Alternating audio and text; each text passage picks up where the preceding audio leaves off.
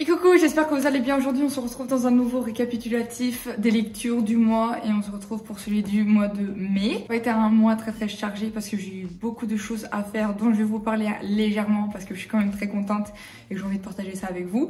Mais on va quand même commencer par tout ce que j'ai lu ce mois-ci. C'était très bien parti, genre vraiment j'ai pété les scores au début et puis les 2 dernières semaines ça a floppé un petit peu plus parce que j'étais très occupée. Le premier livre que j'ai lu c'était Vous êtes sur le portable de Sam de Dustin Tao. Donc ce livre c'est du young adulte. On suit Julie et Sam qui étaient un couple au lycée. Malheureusement Sam décède dans un accident de voiture. Peu après sa mort en fait elle va appeler le téléphone de Sam pour entendre sa voix sur le répondeur, sauf qu'il va répondre. Et à partir de là en fait ils vont avoir une relation qu'à travers les appels. Donc moi j'ai adoré genre juste suivre Julie, en fait les choix qu'elle devait faire et la dépendance qu'elle a eu avec Sam, parce qu'elle a genre tu perds quelqu'un de très cher et tu arrives à avoir un contact après, mais genre c'est un contact qui est pas sain sur le long terme parce que bien évidemment ils peuvent pas reprendre de zéro, c'est pas une deuxième chance qu'elle leur a donnée, genre c'est par un téléphone, il n'y a pas de contact physique, il n'y a pas vraiment de futur pour eux. Et j'ai trouvé ça hyper intéressant de voir en fait comment ça se développait. Je trouve que ça fait réfléchir assez calmement quand même. J'en avais parlé dans ma vidéo des livres qui font réfléchir. Je vous la mets quelque part dans le i pour si vous voulez aller voir les autres livres que je recommande. Alors je sais qu'il y en a beaucoup qui s'attendent à un livre hyper triste parce que beaucoup ont pleuré dessus, genre vraiment le truc de ouf. Pas tant que ça, mais juste c'est une très belle histoire et j'ai beaucoup aimé la lire. Je la conseille, mais ayez pas trop d'attente dessus parce que vous risquez d'être, je pense, un peu déçu, mais ça vaut ce que ça vaut quoi. Genre juste allez pas demander la lune. C'est un très bon livre et il est traduit, c'est par Hachette, donc allez-y faire un tour. Il est vraiment cool, moi je recommande. Ensuite deuxième livre qu'on a lu, alors là je me suis mis genre après All Your Perfect, c'est une déterre pour faire du Colleen Hoover. C'est Hurt Bones du coup de Colleen Hoover, qui est traduit par Corps et âme en français par Hugo Roman si je me trompe pas. Ils ont gardé la même couverture donc merci à eux. Alors on suit Beya qui en gros vient de perdre sa mère qui était une addicte, elle a fait une overdose et elle se retrouve du coup avec un cadavre dans son salon et elle se dit bon bah écoute là, j'ai pas trop d'options. Je vais contacter mon père avec qui je n'ai quasiment aucun lien et je vais lui demander s'il peut pas m'accueillir pour juste l'été, le temps qu'après j'aille dans mon université, que je sois en pension et que ça aille mieux. Elle se rend compte que son père est complètement petite thune, qu'il a refait sa vie avec une femme qui a elle un enfant de son côté, enfin une enfant. Et elle est un peu genre en mode putain, bah, ok, il se met très bien alors que nous on pue la misère depuis des années. Et petit à petit, en fait, elle va devenir amie avec déjà sa belle-sœur et qui va l'intégrer dans son groupe d'amis à elle à la plage. Donc vraiment pour l'été, ça je vous le conseille de ouf. Il est grave agréable. Genre, on est au bord de mer. Il y a plein de vibes en mode de passer sa journée à la plage, à bronzer, à aller se baigner, à faire des feux de camp le soir. Genre vraiment grave bonne vibe. Évidemment, il y a Samson qui fait partie du groupe d'amis du coup de sa belle-sœur qui vit à côté dans une grande maison, qui va petit à petit s'intéresser à elle parce qu'ils sont visiblement très opposés vu qu'elle est pauvre et il est riche, qui viennent de milieux complètement différents et pourtant ils s'entendent hyper bien et ils ont vraiment une super connexion. Donc petit à petit en fait ils vont grave devenir potes et on les voit un peu se développer tout à l'été jusqu'à la fin de l'été où finalement elle va devoir partir quoi. Évidemment c'est Colleen Hoover donc vous attendez pas une petite romance à la plage, il y a un gros plot twist auquel je ne m'attendais absolument pas avec plein de rebondissements mais c'est pas un de ses meilleurs dans le sens où c'est un livre vraiment chill, même elle le dit genre c'est une romance pour l'été que vous voulez lire comme ça. Mais elle n'y a pas donné toute son âme à l'intérieur, c'est juste vraiment un truc qu'elle voulait faire kiffer un peu tout le monde et elle a réussi donc franchement il est traduit, kiffez votre vie, c'est un très bon livre et pour moi il vaut le détour. Troisième livre série on va dire que j'ai lu et alors là c'est le coup de cœur mais du mois, de l'année, 5 tomes donc un intégral d'une série Mindfuck Series de ST et AB. Ce bébé, oh là là. On suit Lana Myers qui en gros a eu un trauma quand elle était plus jeune avec son frère et qui va décider de se venger de un bon paquet d'hommes et décider de les torturer et de les tuer petit à petit. Sauf que elle rencontre en même temps sur son chemin, au début de sa quête, un homme qui s'avère être un agent d'FBI qui va s'occuper de son dossier. Et ça va devenir très corsé, genre vraiment 5 tomes, assez courts, genre en mode 100, 120 pages, 200 grand max. Tellement addictif, tellement de plot twist, tellement de... Déjà genre il y a tous les meurtres, toutes les raisons et tout, tu sais pas trop pourquoi elle fait ça, après tu sais, t'es trop intrigué par la suite. Sa relation avec agent secret Bennett, incroyable aussi, genre vraiment Logan je l'aime de tout mon cœur, c'est une crème. Les voir comment en fait eux ils se développent, comment elle arrive un peu à séparer genre son travail de jour, de nuit, sa relation avec lui, avec ce qu'elle fait derrière et comment genre elle arrive à mettre des indices quelque part et pas dans un autre sens, et comment ils savent ça et ça, et comment elle essaye de ne pas se faire en fait repérer. Et après, comment il y en a quelques-uns qui remontent un peu à sa trace. Enfin bref, c'était tellement d'action, une très bonne romance, beaucoup de mystère et tellement de retournements de situation, de plot twist, de tout ce que vous voulez. Genre c'était tellement intense et genre ça se disait trop facilement. Et à chaque fois un plot twist, j'étais en mode vas-y, comment tu veux que j'aille dormir après ça? Genre j'étais en mode c'est bon, il va savoir. Non ok, c'est pas encore le moment parce qu'elle a fait ça, ça, ça. Genre, et puis même, genre juste Lana Meyer, c'est un truc de ouf cette meuf, genre je l'aime d'amour. Incroyable, genre c'était incroyable, ce livre était beaucoup trop bien. Heureusement que j'ai fait confiance à Ayman, qui est une booktokeuse américaine avec qui je suis amie, genre vraiment que des bonnes idées. Je compte suivre ses recommandations pour le reste de l'été. Mais oh là là, incroyable. Je m'attendais vraiment à un truc vraiment dark, sombre ou quoi. Mais en fait, genre, c'est trop, c'est pas chill, parce qu'il y a quand même, genre, assez de graphisme, on va dire, au niveau des scènes, quand elle les torture et tout.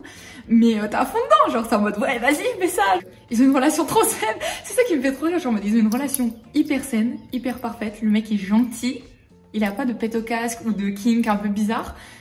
Mais juste, genre voilà, Lana, elle a son petit côté un peu, je te coupe la gorge. Et vous arrivez à lire en anglais, lisez-la, parce que je sais pas si elle va être traduite. J'espère faire assez de bruit pour que tout le monde la lise, parce qu'elle était trop bien. Mais ça peut prendre du temps, donc comptez pas trop sur ça non plus. Mais un truc de ouf quoi, genre on met trop bien cette série. Je vous la recommande à 1000%. Et honnêtement, elle est pas compliquée à lire, parce qu'il y a pas trop de trucs, juste la description, faut suivre un petit peu, mais je sais pas, 3 sur 5 à peu près de difficulté, même pas. Genre ça c'est tellement prenant qu'en vrai vous pouvez y arriver très facilement. Donc si vous êtes motivé, là faites-le et vous allez pas regretter. Du coup, le dernier livre que j'ai lu ce mois-ci, c'était Things We Never Got Over de Lucy Score. Je vous en ai parlé dans la vidéo de la semaine dernière. Ensuite Naomi, qui en gros va être appelée le jour de son mariage par sa sœur jumelle diabolique, on va dire, le jour de son mariage. En fait, vu que son mariage ne passait pas très bien, et ben elle décide de se tailler, et après elle se fait voler toutes ses affaires par sa grande sœur, enfin sa grande sœur de peut-être 2 minutes. En fait, elle va arriver dans ce village, le small town par excellence, et tout le monde en fait va la détester de base, parce qu'en fait ils pensent que c'est son autre sœur Tina, qui s'est fait tellement d'ennemis dans la région que elle va être très mal accueillie, dont par Knox, qui est le dirigeant de plusieurs business dans la ville, genre un barbershop et un bar si je me trompe pas. Au final, avec Knox et son frère Nash, ils vont un peu genre faire du grain à Naomi de leur façon. Knox un peu plus grincheux que Nash, mais genre petit à petit, tu vois, ça a bougé sur autre chose. Et bien évidemment, un petit bonus que moi j'aime trop, parce que vous savez que j'aime bien les enfants quand même, parce que je trouve qu'ils sont rigolos. Elle se coltine sa nièce, la fille cachée de sa sœur, qu'elle vient juste de découvrir, et puis genre en mode elle est assez choupinou, tu vois, et elle va s'occuper d'elle. Et bref, j'ai trop aimé le côté avec Naomi et sa nièce, et Naomi et Knox et le reste des personnages, et comment ils prennent tous sa défense à chaque fois, genre c'est trop mignon. Et juste genre c'est trop drôle, il y a des situations c'est trop comique et ça m'a fait beaucoup rire, donc ça je vous le conseille aussi pas mal.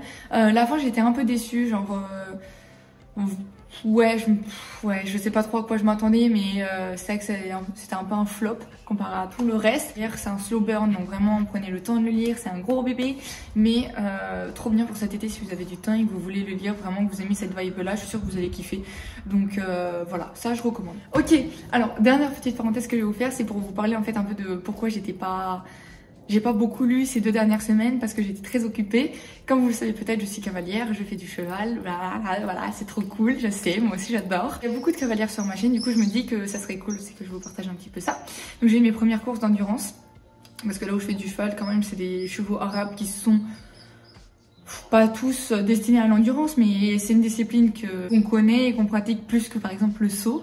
Donc j'ai fait ma première course d'endurance parce que du coup c'était à Castelsagra, là où moi je monte. Donc forcément on en a profité d'être à 0 km pour amener les chevaux et participer à la course. Donc bien évidemment pour commencer il faut passer par une 20 km. Ce que j'ai fait avec beaucoup de personnes de mon équipe.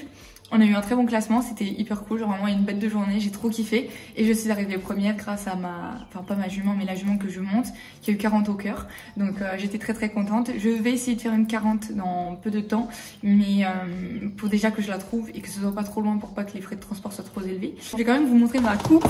J'ai été première, du coup j'ai eu le droit à ma petite coupe, donc Castelsagra endurance équestre.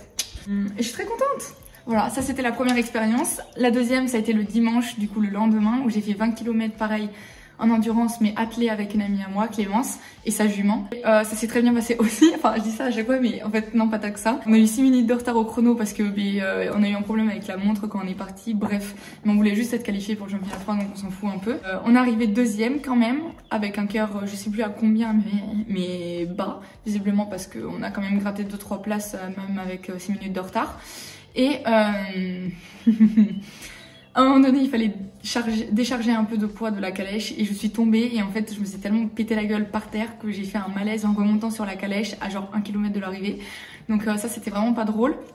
C'est pour ça que j'avais les bobos sur les coudes et la main. Ouais, j'ai tapé mon meilleur malaise avec Clémence qui était à côté, qui tenait les rênes. Très stressant pour toutes les deux, mais j'ai pas perdu conscience. J'ai vraiment sué, les lumières qui tournaient blanches, après c'était noir. Voilà, et au bout d'un moment, mais c'est reparti tout seul et puis on a fait la ligne d'arrivée, bon avec 6 minutes de retard, mais on l'a quand même fait. Donc voilà, ça c'était un peu moins cool que la veille, mais quand même une bonne expérience, j'ai envie de dire. On a bien rigolé après pas sur le moment parce que c'était chaud, mais après ça allait. La semaine d'après, du coup, on avait les grandes courses à Castelsarra, donc 100 km jusqu'à 160. Il y a peut-être eu 5 courses de 100 km, 2 de 120 si je me trompe pas, enfin 4 vu qu'il y a les pros et les amateurs. Et 2 courses de 160. Et j'ai fait assistante vétérinaire sur les 3 jours avec des vétos qui étaient incroyables. C'était incroyable, genre vraiment une expérience de ouf que j'ai eu la chance de faire parce qu'on m'a demandé de le faire parce qu'il me manquait des secrétaires vétérinaires. Et en gros, je devais juste, enfin le véto fait le checking sur le cheval pour voir s'il va bien et moi je devais noter sur la tablette. Mais je me suis entendue avec tous les vétos, ils étaient hyper sympas. On a fait genre des goûters tous ensemble, on a grave rigolé, on s'est tous très bien entendus et c'était vraiment une expérience de ouf. J'ai vu des champions du monde, des vétérinaires qui avaient fait les championnats du monde. D'ailleurs qui se passe à Castelsarra en 2023, donc ça va être trop cool si j'arrive à faire secrétaire vétérinaire. Mais c'était vraiment une expérience de fou, j'ai adoré, genre j'ai juste adoré. C'est que des bons souvenirs, beaucoup d'expériences, beaucoup de choses que j'ai appris sur la discipline, sur les chevaux, sur tout et comment bien traiter un cheval et pas trop le fatiguer.